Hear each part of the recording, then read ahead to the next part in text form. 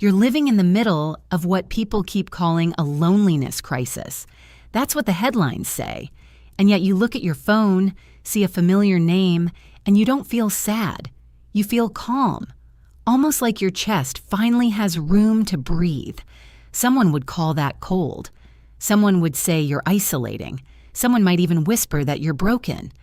But if you're being honest, this is the quietest your life has ever been.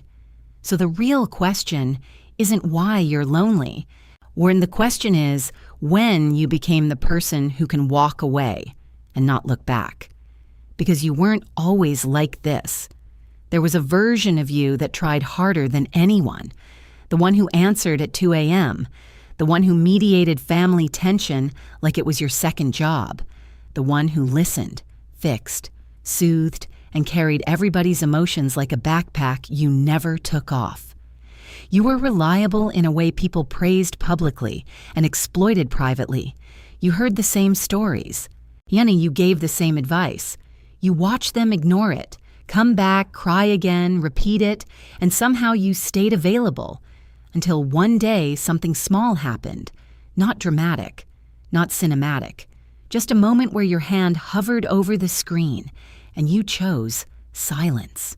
And nothing exploded. No thunder. No collapse. The world kept turning. It just got quieter. That's the part nobody warns you about. Sometimes the first time you don't pick up the phone, your body doesn't feel guilt. It feels relief, like a muscle finally unclenched. If that's you, I want to talk to you directly for a minute, not to shame you, not to romanticize you, not to diagnose you, just to explain what might be happening under the surface in a way that makes you feel less alone in your own choices. Because your brain is not a moral judge. It's a protection system. When you've been drained too many times, it doesn't wait for permission. It adapts. It learns. It starts prioritizing safety over connection, not because you hate people, but because your nervous system remembers what connection has cost you. There's a framework in psychology called polyvagal theory, often associated with Dr. Stephen Porges.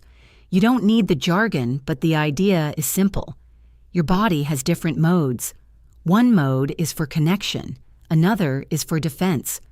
When life feels safe, you can be warm and social. When life feels unpredictable, or you shift into protection without even realizing you did. That protective shift can look like withdrawal. It can look like numbness. It can look like, I'm fine, I just don't want to deal with anyone. Researchers describe this as a kind of shutdown response, a way the body conserves energy when it's been stretched too thin. It isn't a character flaw. It's your system trying to stop the leak before you run out of yourself. Now here's the uncomfortable part. Your nervous system didn't learn this out of nowhere. Most people don't wake up one day and randomly decide humans are exhausting. There's usually a history. Sometimes it's obvious. Sometimes it's quiet. Sometimes it's the kind of story you don't even call trauma because it feels too normal to label. Maybe you grew up reading The Room before you learned to read books. You studied faces the second someone walked through the door. You learned how to predict moods. Because moods decided whether home felt peaceful or dangerous.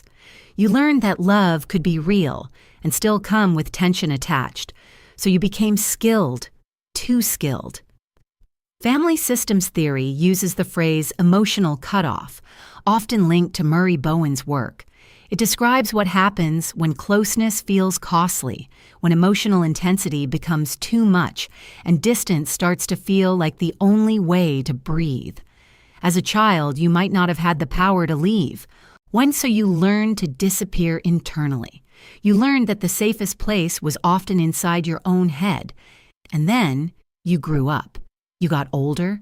You got more independent. Now you can physically leave. So you do. The pattern that once protected you quietly becomes your default setting. When someone gets too close, your system remembers the cost and it tries to spare you. This is where society's judgment gets lazy. People see you pull away and they label you as antisocial. They assume you're missing something. They assume your life is empty because it isn't loud. But there's a difference between loneliness and solitude, and most people don't take the time to learn it. Loneliness is the absence of connection you want. Solitude is the presence of peace you choose. Loneliness hurts. Solitude restores. Loneliness feels like hunger. Solitude feels like clean air. If your phone is quiet and you feel relief instead of ache, that's not the same story people are projecting onto you. Still, I want to be careful here, because there's a twist most protect your peace conversations avoid. Not all cutting off is the same. Some distance is a boundary, some distance is a wall. Boundaries are selective. Walls block everything, including what could be good for you. So let's slow down and separate the two, without blaming you for either. A boundary sounds like, I can care about you and still protect my energy. And a wall sounds like, I can't risk needing anyone because needing has hurt me before. The difference isn't visible from the outside. It's internal. It's motive. It's what you feel after you walk away. If you cut someone off and you felt lighter, that's information. If you felt more like yourself, that's information too. Your nervous system might be telling you, this relationship was draining you in ways you stopped noticing because draining became normal. And if you cut someone off and you felt peace, you may not be isolating. You may be recovering. But if you cut someone off and the peace fades into emptiness that doesn't heal, that's also information. Sometimes what we call peace is just numbness with better lighting. Sometimes the quiet feels good at first, and later it starts to feel like a room with no windows. That doesn't mean you were wrong to step back. It just means you might need a more precise filter than everyone out. Here's what's fascinating about you, though. People who cut others off are rarely impulsive. They don't do it randomly. They do it after patterns repeat enough times to become undeniable. You noticed who only called when they needed something. You noticed who apologized without changing. You noticed who gave compliments that came with conditions. You noticed who pulled you close, then disappeared when you needed them. And to outsiders, it looks sudden. To you, it was overdue. You didn't wake up and decide to be harsh. You watched the same cycle run again and again until your body stopped cooperating with it. That's why you don't feel lonely. You feel done.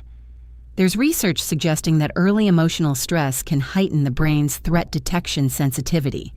In plain language, it can make you better at reading people, quicker at spotting inconsistency, faster at noticing when something feels off. That doesn't make you paranoid. It can make you accurate. Sometimes too sensitive is what people say when you notice what they hoped you wouldn't. So no, you're not heartless. You're not incapable of love. You're someone who learned, through repetition, that access to you is not free. You learned that your attention is valuable and your empathy has a cost. And one day, you decided to stop paying for relationships that never reimbursed you. But now comes the part where I stand beside you and still challenge you. Because peace is precious, and it's also fragile. If your peace depends on cutting everyone off, it's not peace. It's a truce. And truces break the moment life requires support. Public health research often links prolonged isolation with worse health outcomes over time. That doesn't mean you need more people. It means you need the right people. Because being surrounded by the wrong ones can be just as damaging as being alone. Or the nervous system doesn't relax around people who drain you. It braces, even when you're smiling. So let's talk about your next step in a way that respects who you are. The question is not, should you let people in? The question is, who deserves access to your peace? And I think you already know the answer, because you've been collecting evidence for years. Think of your relationships like doors, not walls. You don't need to keep every door open. You also don't need to seal the whole house. Some doors can be closed permanently. Some can be opened a little. Some can stay open because they've proven they're safe. If this is hitting a nerve, I want you to do a small check-in with yourself. When you imagine reconnecting, do you feel curious or do you feel trapped? When you imagine staying alone forever, do you feel calm or do you feel like you're shrinking? That difference matters. That's freedom versus fear. Freedom says, I choose quiet because it nourishes me.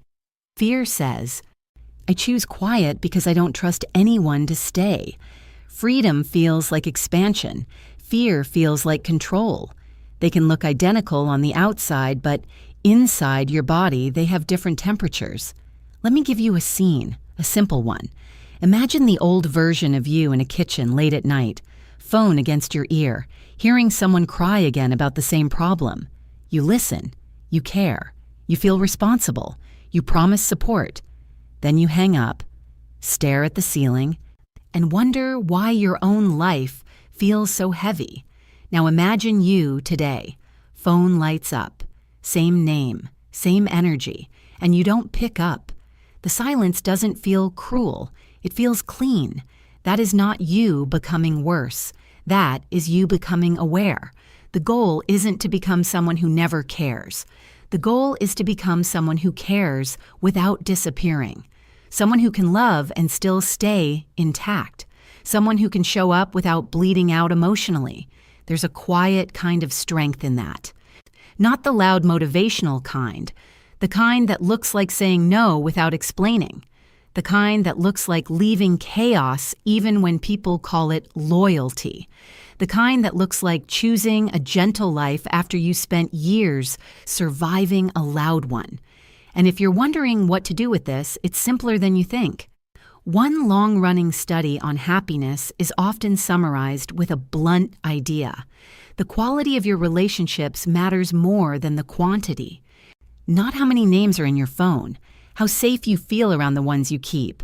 So if your circle is small and it contains people who respect your boundaries, you're not failing at life. You're refining it. If your peace came from cutting off the ones who drained you, you didn't become cold. You became selective. And sometimes selectiveness is the first step back to real connection, not the end of it. Here's my final question for you, and I want you to sit with it for a second. Are you protecting your peace or are you protecting your fear? Are you choosing solitude because it feeds you or because it keeps you from being disappointed again? That answer isn't a verdict. It's a compass. If this felt like permission you didn't know you needed, you're not alone in that. Leave a comment, even a small one if you want, not to perform, just to signal that you're here. And if you're rebuilding your life around peace, I hope you keep building it with doors, not walls. Protect your peace, but don't forget you're allowed to be held too.